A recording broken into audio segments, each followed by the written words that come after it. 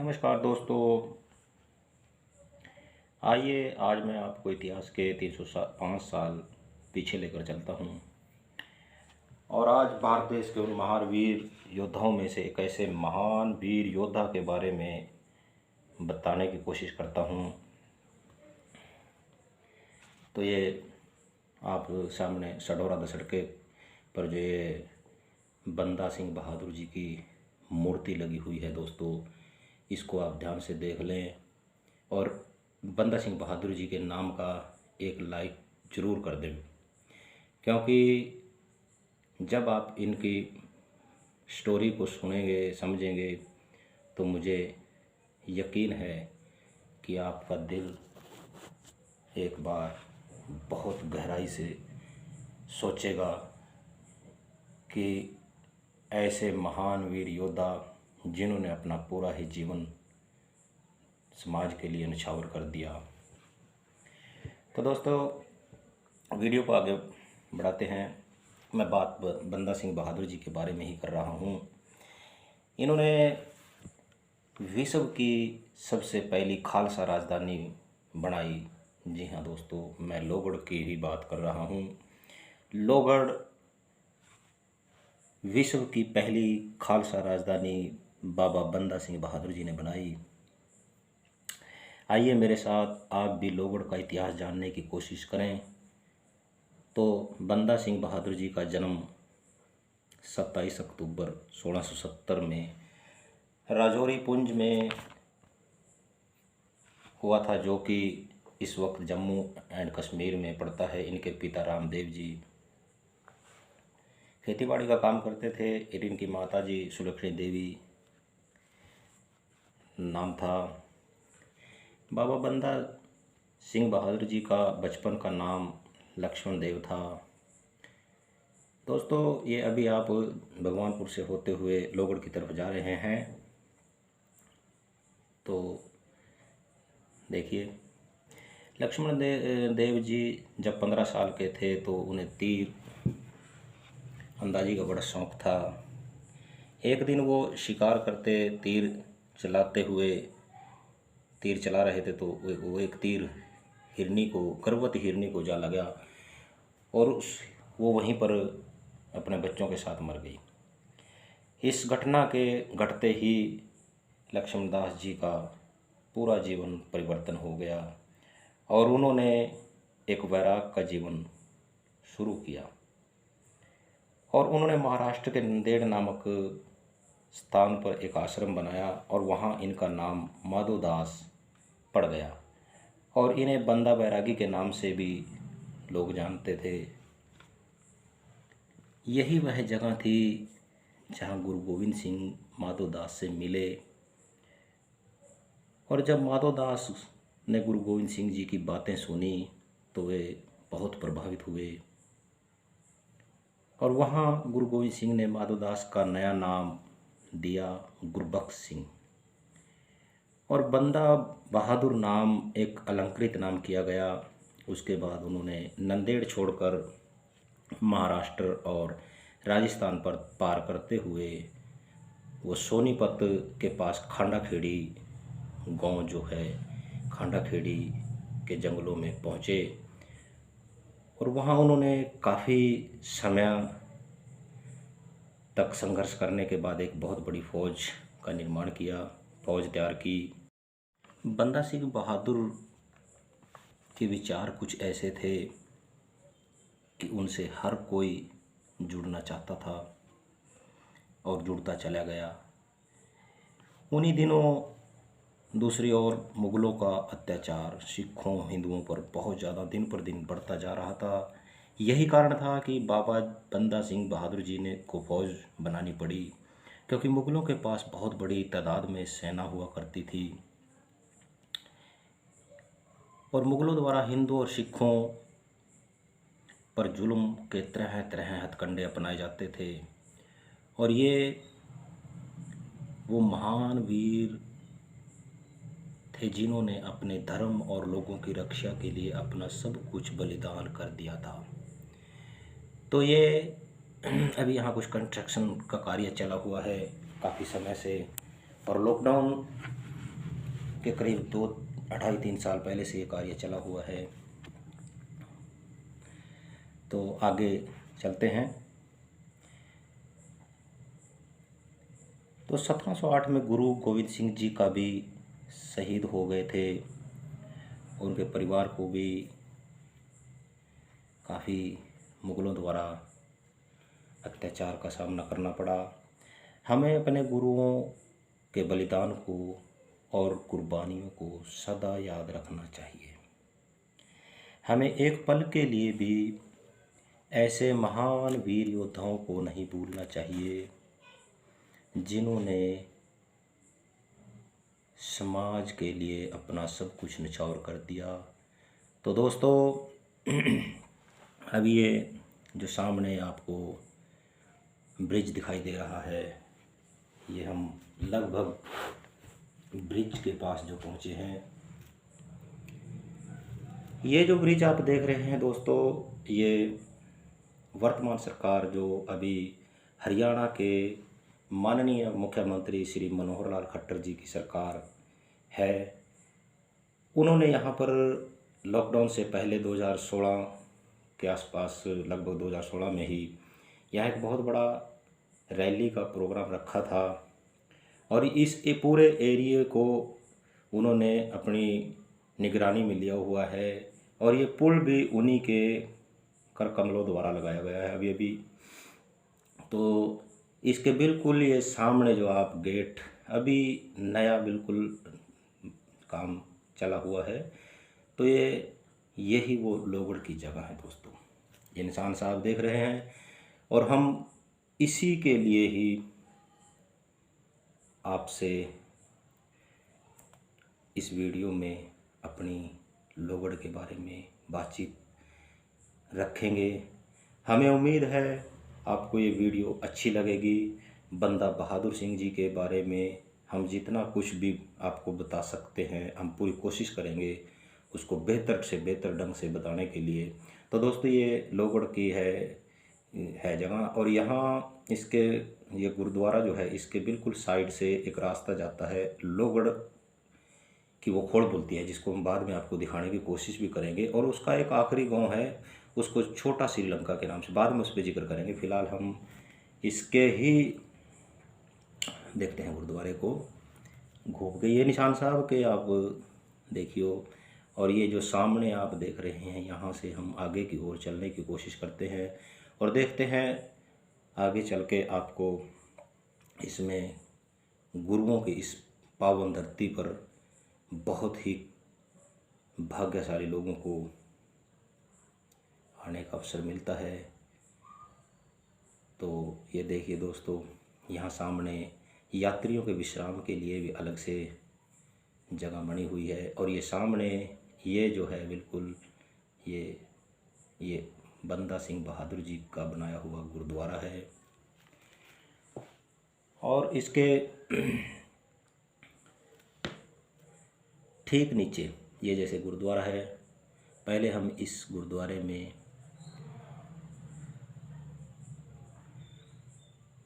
शीश नवाएंगे, नमस्कार करेंगे। आप अपनी भाषा में जो भी समझें, क्योंकि गुरुओं का सम्मान करना हमें यही आना चाहिए। गुरुओं के प्रति आदर सम्मान हमारे दिल के अंदर होना चाहिए।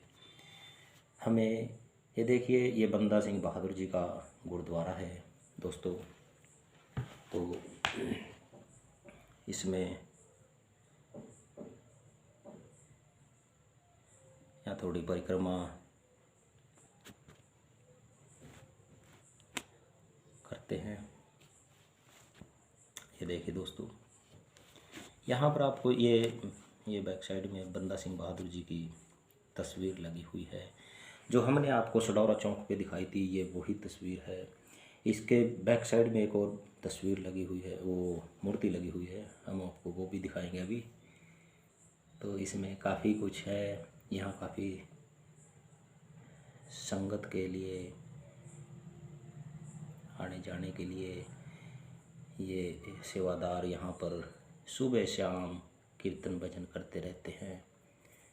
तो दोस्तों ये सेवादार जो आया है हमें प्रसाद मिलेगा गुरु के इस गुरुद्वारे से, और बड़ा ही भाग्यशाली दिन है। ये देखिए सतनाम। तो चलिए थोड़ा आपको लोहगढ़ के इस गुरुद्वारे की आजू बाजू साइड दिखाते हैं। तो जैसे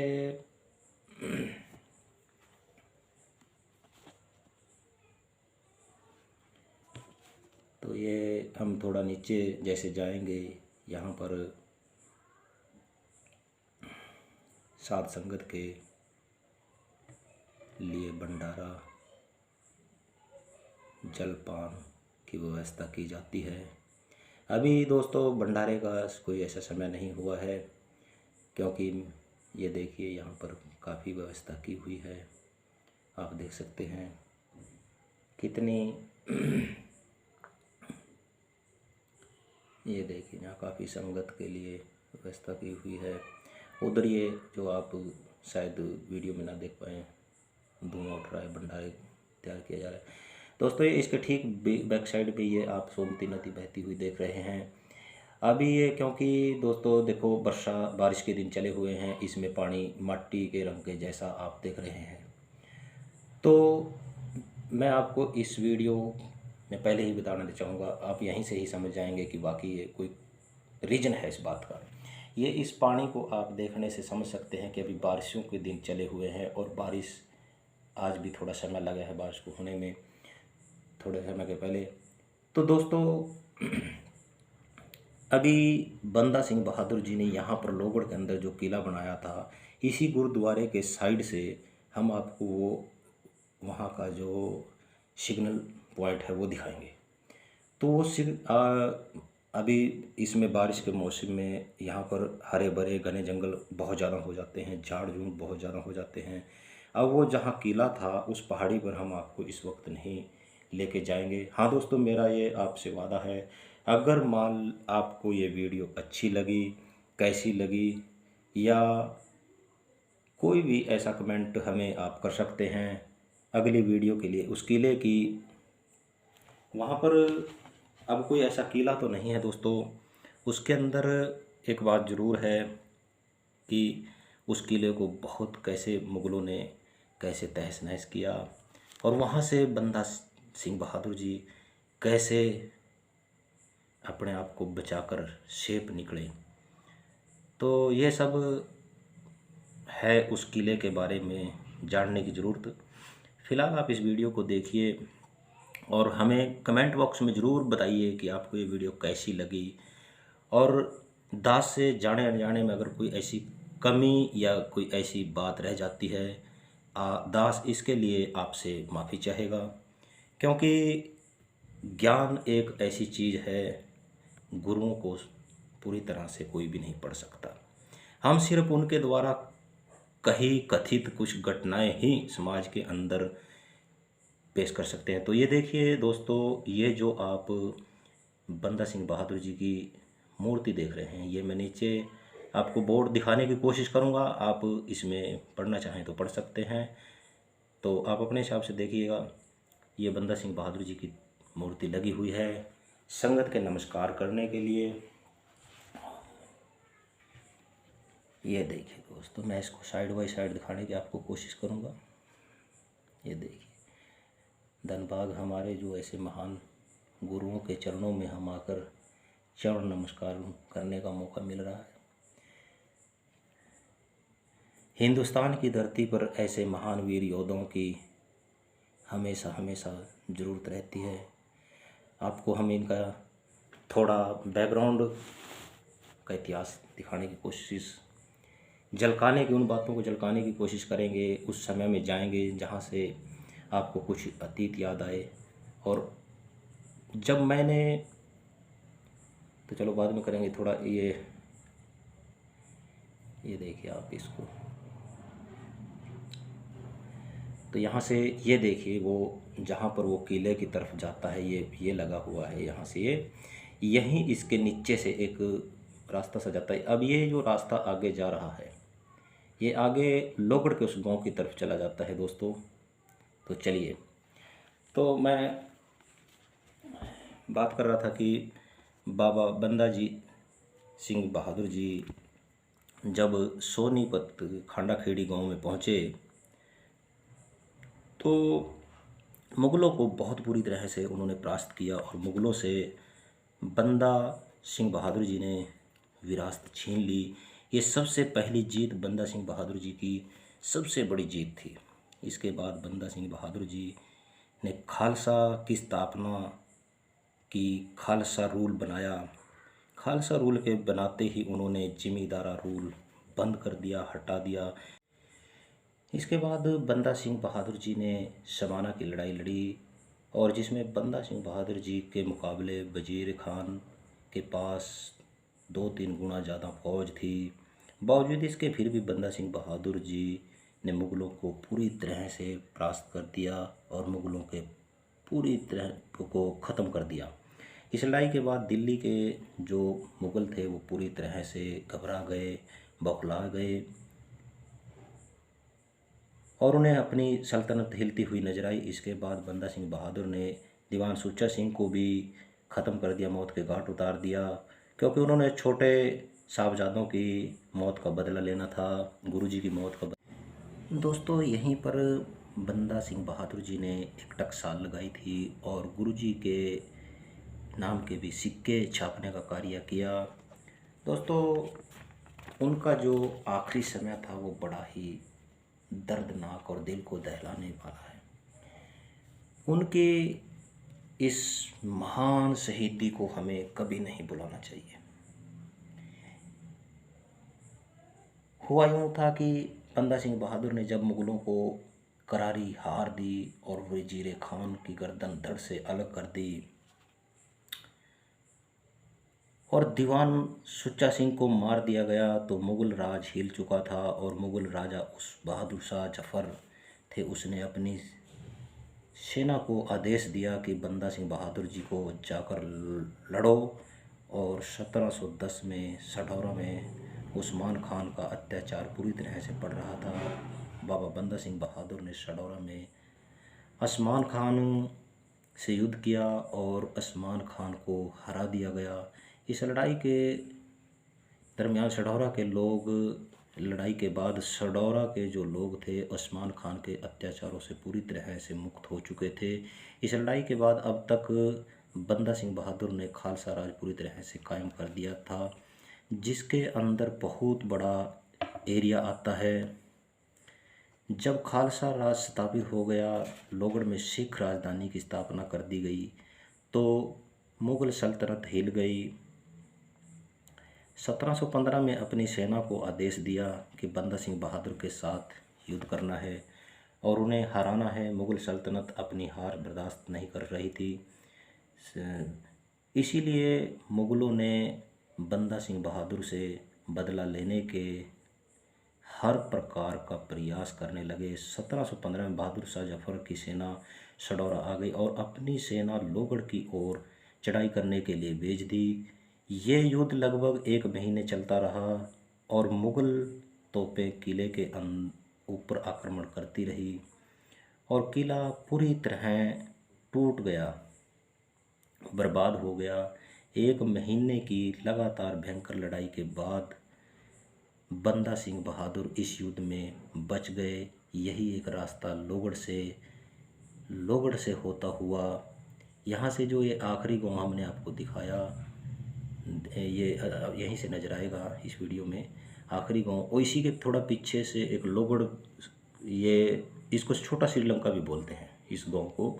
इसको छोटा श्रीलंका के नाम से भी यहाँ के लोग, इस एरिया के लोग बुलाते हैं। यहीं से लोगड़ की एक होड़ बोलती है। ये जो गांव आप देख रहे हैं, एक मस्जिद सी देख रहे हैं, ये लोहे का पुल लगा हुआ है, तो यहीं से वो रास्ता नाहन की तरफ होता है और बंदा सिंह बहादुर जी यहाँ से नाहन अपने आप को बचाते हुए निकल गए।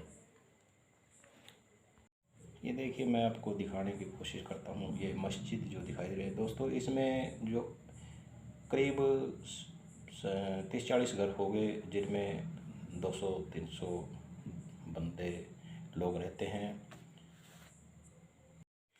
दोस्तों बंदा सिंह बहादुर जी के आखिरी दिन बड़े दर्दनाक कष्टदायक और मुग़लों द्वारा उन्हें तरह तरह की यातनाएं देकर प्रताड़ित किया गया और उन्हें मुस्लिम बनने पर जोर आजमाइश हर तरह की गई, लेकिन उन्होंने हार नहीं मानी। उन्होंने देश के खातिर, अपना धर्म के खातिर बलिदान दिया, कुर्बानी दी। ऐसे में जुल्म और यातनाओं के बीच बाबा बंदा सिंह बहादुर जी के दिन कैसे कटे, तो दोस्तों ज़रा वीडियो को देखिए और बंदा सिंह बहादुर जी जो सढौरे के चौक पे आज नमस्कार करते हुए लोग लगते हैं ने, क्यों नमस्कार करते हैं, क्यों प्रणाम करते हैं, उनकी बहादुरी, क्यों उन्हें बंदा बहादुर ही का नाम दिया गया, ये साबित उन्होंने करके दिखाया दोस्तों। तो चलिए मैं थोड़ी सी आपको जानकारी देने की कोशिश करूँगा। बाबा बंदा सिंह बहादुर और उनके साथियों के अंतिम दिनों की कहानी बहुत ही दर्दनाक और दिल को दहला देने वाली थी। बंदा सिंह बहादुर अपने सिपाहियों के साथ गुरदास नंगल की घड़ी में गिर गए। घड़ी में जाने वाले सभी रास्तों को मुग़लों द्वारा पूरी तरह से बंद कर दिया गया। किले तक पहुंचने वाली हर तरह की सामग्री, खाने की, पीने की, कोई भी वस्तु किले के हर रास्ते बंद होने के कारण पूरी तरह से बंदिशें लगा दी गई थी। मुग़ल सेना के लगभग 30 से 40 हज़ार सिपाहियों ने किले को चारों तरफ से घेर लिया, लेकिन बावजूद इसके उन्हें ये डर हर पल, हर तरह से सताने लगा कि कहीं बंदा सिंह बहादुर इस घेराबंदी को तोड़कर निकल ना जाए। कई महीनों तक बंदा सिंह बहादुर और उनके साथी घड़ी में जो घास फूस या पेड़ पौधों के जो पत्ते वो खाते रहे, अपना जीवन व्यतीत करते रहे। सब कुछ खत्म होने के बाद नौबत यहाँ तक आ चुकी थी कि योद्धाओं को अपनी जंगों का मांस काट कर भून कर खाना पड़ा। 8 महीने तक बंदा सिंह बहादुर ने मुग़लों की फौजों का डट कर सामना किया। जब बचने का कोई रास्ता न रहा तो शारीरिक रूप से कमज़ोर योद्धाओं को घड़ी का दरवाज़ा खोलना ही पड़ा और मुग़ल फौज बीमार कमज़ोर सिपाहियों पर भूखे भेड़ियों की तरह टूट पड़ी और लगभग 300 सिखों को नंगी तलवारों से कत्ल कर दिया गया। कैद किए गए सिखों को दिल्ली ले जाया गया। बंदा सिंह बहादुर को जंजीरों में जकड़कर पिंजरे में डालकर लाया गया। एक तरह से उनका जुलूस निकालकर उन्हें अनाब शनाब कपड़े पहनाकर, पोशाकें पहनाकर बंदा सिंह बहादुर भाई बाद सिंह, भाई फतेह सिंह, भाई ताज सिंह और अन्य 23 साथियों के साथ त्रिपोलिया जेल में कैद करने के लिए मीर आतिश इब्राहिम दीन खान को सुपुर्द कर दिया गया था। शेष सिखों को कत्ल करने के लिए दिल्ली के कोतवाल सरवरा खान के हवाले कर दिया। 5 मार्च 1716 से कैदियों को कत्ल करना शुरू किया गया था। बंदा सिंह बहादुर के साथियों को कत्ल के बाद अंत में बाबा बंदा सिंह बहादुर की भी 9 जून 1716 को मौत का ऐलान कर दिया। कत्ल करने से पहले इनके सामने 2 शर्तें रखी गई कि या तो इस्लाम या मौत स्वीकार करें, मगर बंदा सिंह बहादुर ने मौत चुनी। इसके बाद बंदा सिंह बहादुर को अपने ही बेटे के कत्ल के लिए कहा गया, मगर उन्होंने इनकार कर दिया। और जब उन्होंने इनकार किया, जल्लाद ने एक तेज तलवार से अजय सिंह, जो बंदा सिंह बहादुर के लड़के थे, उनके टुकड़े टुकड़े कर दिए और उनके कलेजे को टुकड़े का मांस को बंदा सिंह बहादुर के मुंह में डाला गया। इसके बाद जल्लादों ने खंजर मारकर उनकी गर्म खंजरों से आंखें निकाल दी और गर्म चिमटियों से उनका मांस नोचने लगे। जब मांस के नीचे से हड्डियां निकलने लगी और हड्डियों से सफ़ेद चमकने लगी और उनके शरीर को अलग अलग टुकड़ों में काट कर अलग अलग टुकड़ों में कर दिया, बंदा सिंह बहादुर ने यह अत्याचार बड़ी दिलेरी से सहा और अपने देश के लिए, अपने धर्म के लिए, अपने समाज के लिए, इंसानियत के लिए हार नहीं मानी, सदा सदा के लिए शहीद हो गए। ऐसे थे बंदा बहादुर जी। तो दोस्तों, इस वीडियो में आपको बंदा बहादुर जी से क्या प्रेरणा मिलती है, क्या शिक्षा मिलती है। अगर आपका दोस्तों कभी भी मन करे लोहगढ़ घूमने का, लोहगढ़ आने का, तो ये मैं आपको बता दूं, जैसे आपको सढौरा चौक से दिखाया गया था, या आप बिलासपुर की तरफ से आ रहे हैं, अम्बाड़ा की तरफ से आ रहे हैं, बराड़ा साहबाद की तरफ से आ रहे हैं, तो आप यहाँ ज़रूर आप पहुँचेंगे, या फिर बिलासपुर तो आप रणजीत पर आएंगे, वहाँ से सीधा लोहगढ़। और आप जब भी आएँ तो अगर आपका मन करे किला देखने के लिए, तो आप वहाँ से एक छोटा सा रास्ता निकलता है। अगर आपको हमारी वीडियो अच्छी लगे तो हमें कमेंट में लिखिए कि हम उस किले के स्थान को आपके लिए एक नई वीडियो बनाएं। अगर आपको अच्छी लगे तो लाइक, शेयर, सब्सक्राइब ज़रूर करें।